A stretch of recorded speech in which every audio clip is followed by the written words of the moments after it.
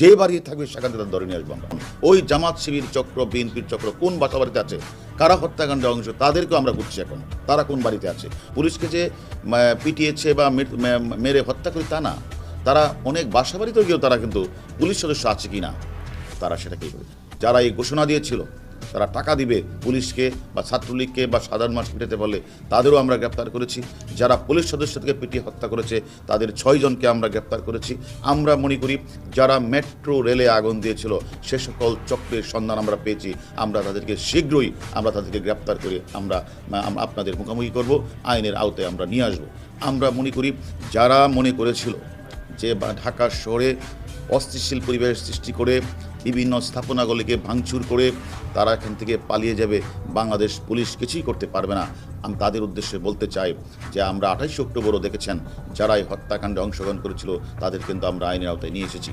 এবং এবারও যারা রাষ্ট্রীয় স্থাপনা থেকে শুরু করে সরকারি বেসরকারি স্থাপনা আগুন দিয়েছে, জ্বালাও পোড়া করেছে এবং সরকারি অনেক সদস্যকে তারা আহত করেছে এবং বিভিন্ন জায়গাগুলিতে তারা আগুন লাগিয়েছে, প্রত্যেককে কিন্তু আমরা আইনের আওতায় নিয়ে এসেছি। আমাদের জিজ্ঞাসাবাদ চলছে, তাদের জিজ্ঞাসাবাদে আমরা অনেক গুরুত্বপূর্ণ তথ্য পাচ্ছি।